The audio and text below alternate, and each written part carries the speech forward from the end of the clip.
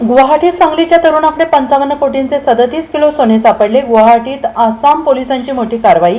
अक्षय बनसोडे अटकेत. सांगली जिल्ह्यातील अक्षय बनसोडे या तरुणाला आसाममधील गुवाहाटी येथे तब्बल 37 किलो 24 कॅरेट सोन्यासह अटक करण्यात आलेली आहे. या जप्त करण्यात आलेल्या सोन्याची बाजारातील किंमत तब्बल 55 कोटींपेक्षा अधिक असल्याचं बोललं जात आहे.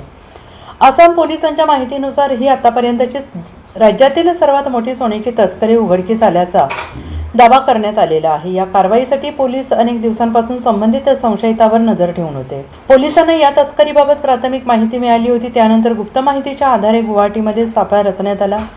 पोलिसांचे पथक घटनास्थळी पोहोचले असता एक व्यक्ती संशयास्पद हालचाली करताना दिसली. त्याच्याकडे असलेल्या बॅगेची झाडाझडती घेतल्यानंतर अधिकारी चक्रावून गेले.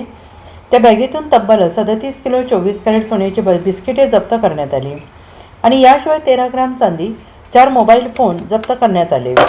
त्यामध्ये 2 आयफोन, 2 अँड्रॉइड मोबाईलचा समावेश आहे. या प्रकरणी मूळचा सांगलीचा असलेल्या अक्षय बनसोडे याला तात्काळ अटक करण्यात आली असून हे सोने नेमके कुठून आणले होते, ते कुठून पोचवले जाणार होते आणि या तस्करीमागे आणखीन कोणाचा सहभाग आहे याचा तपास आसाम पोलिसांकडून सुरू आहे. या प्रकरणाचा संबंध आंतरराज्य किंवा आंतरराष्ट्रीय सोन्याच्या तस्करी रॅकेटशी आहे का याचाही तपास पोलीस यंत्रणा करत आहे. येत्या काही दिवसात या प्रकरणात आणखी धक्कादायक खुलासे होण्याची शक्यता व्यक्त केली जाते आहे. अक्षय बनसोडे हा सांगली जिल्ह्यातील आटपाडी तालुक्यातील असल्याचं सांगितलं जात आहे. Bureau report SPN Marathi Sangli.